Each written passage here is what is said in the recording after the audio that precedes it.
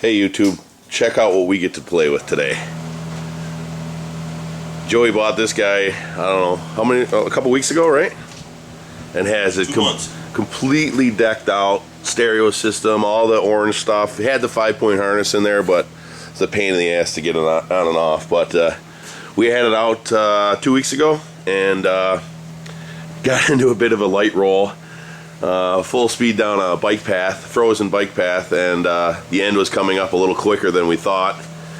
He spiked the brakes, got sideways, and caught a dry patch and put the thing on its side. See, we did a little damage to the roof here. I kind of like it better. Looks cool around that, but kinked the roll bar a little bit here. Wrecked the front fender flare because we rolled on this side, and messed up the trailing arm. It's not bent too bad, but there is definitely a bend in it, and possibly the sway bar. So what we're gonna do today is pull this back end apart, get that sway bar out, put a new one in.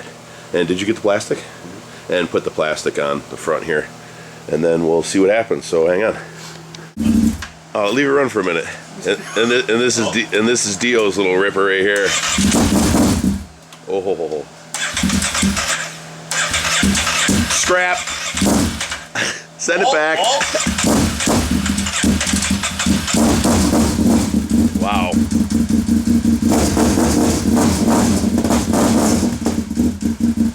Nice. There's no clutch or anything. So first thing we're going to do is take off this fender flare and a couple nuts and bolts. Get her. Alright, so we got the old fender flare off. It's all smashed up, but whatever. New one was 20 bucks, so it's not too bad. Figure we're gonna have to go through a few of these, riding the way we do. Yeah, right. I'm gonna buy a 6-pack of fender flares just to leave with us. Hey, Jenny, this was a long one right here? Yeah, that was a long one, yep. Oh, wait. Okay, once we figured that out, got the right bolts and everything, because they're screwy. The top 2 ones are short. Top 3 are short. This one's long, but it's a fine thread. That one down there is long, but it's coarse thread. It's all kind of weird, so just keep it in order when you're ready to put it back together.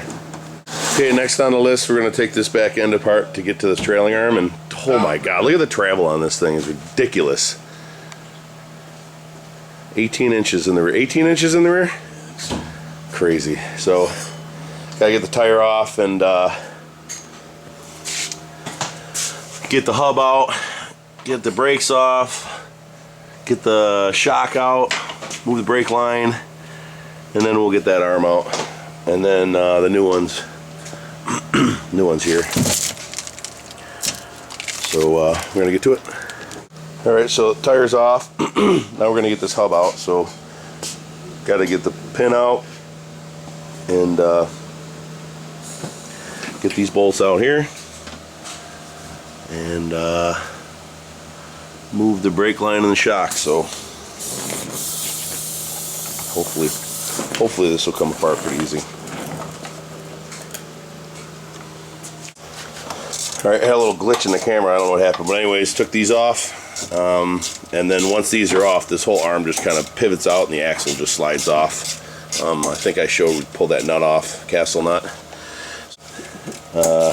Taking these out, T25, and then we're gonna pull the shock off, and then that, what is that, a stable? What is that? A stabilizer. All right, once we drop the shock out and the stabilizer, I thought it was a sway bar, but I guess it's called a stabilizer.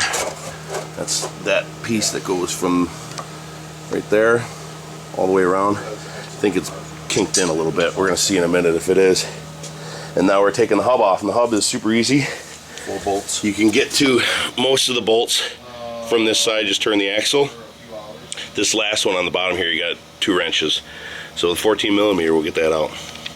Alright, so that was super simple. Just drop the hub off, whole brake assembly and everything, and just lay that next to the machine. I think, yeah, we're good with the brake line. Now all we got is that front bolt, and this whole sway, or the whole trailing arm will come right out.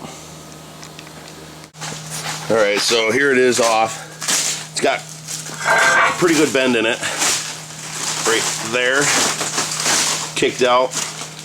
But these cracks in the, I think this is just cracks in the powder coat. I don't think the metal's cracked. I might chip that away.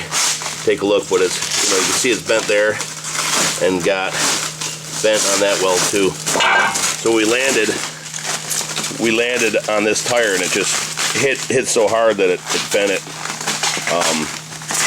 between the shock and the sway, or the stabilizer, sway bar. We're driving, folks. So yeah, but anyways, you wouldn't think that a light roll would do that. I mean, not even a roll. We put it on its side. Wow. So, all right. So with 4 fat hands, we got that C-clip out, and now we're gonna drive this bearing out and install the other one. All right. So once we got this put back in here, these little spacers with the O-rings go on either side. You're gonna have to hold them in there with your hands and keep them in there when you feed it back in the hole, but a little tedious, but we'll get her in there.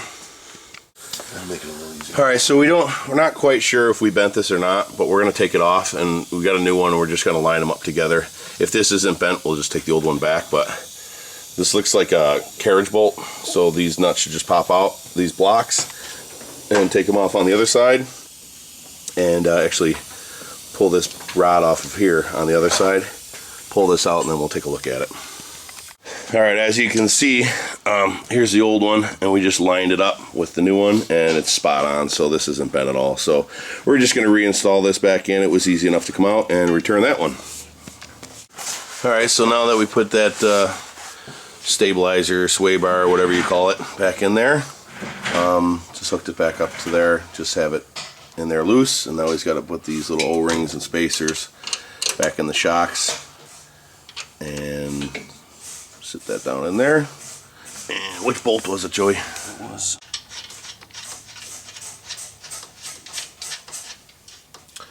Okay, now that black piece of plastic. So yeah, you want to clean this up first, or No. not even the inside? No. Perfect.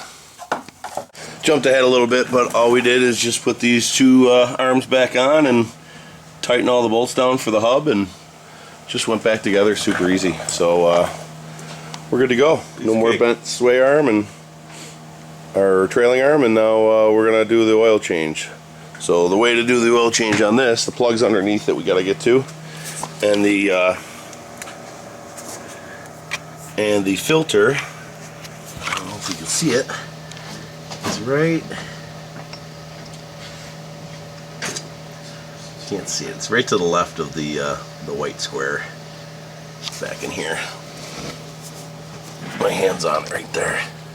Gonna pop that off. Go underneath, drain the oil. First we're gonna get it on the ground so it's level. We'll go from there. Right now I just got it running for a couple minutes just to heat up the oil, and then we're gonna do the oil change on it. But trailing arm is nice and fixed and straight, and we're ready to go riding. So I'm gonna get this oil changed out real quick, and we'll go from there. All right, so under the machine, can see the drain plug for the oils right there in one of these holes under the skid pan, so just look around and you'll see it. So we pull the filter out, and nice and easy to get to, get a hand on it, and you can see the oil's in really good shape, barely dark at all. Got 160 miles on it. Time to put the new one on, and we'll go from there. Make sure when you pull your plug out, you don't lose the little brass washer. Goes on here. If you put this in without that brass washer, you're definitely going to get a leak, so you got to have that on. Alright, so to fill the oil on this thing, this piece comes right out of the trunk here, and got your oil fill right there. So perfect, don't even need a filter, or a funnel. But just put a little lube on the filter right now and put that back in, and what does this take? 3 quarts of synthetic? Yeah. 3 quarts of synthetic. This stuff here.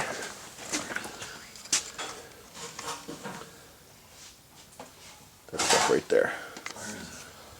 It's in there. I'll get it. Alright, so 3 quarts later synthetic, and we're good to go. So we got the oil changed on the trailing arm. Everything's all tightened back up. and we're ready to go wreck this thing again. So till the next time, till the next video, please rate, comment, subscribe. Thanks for watching.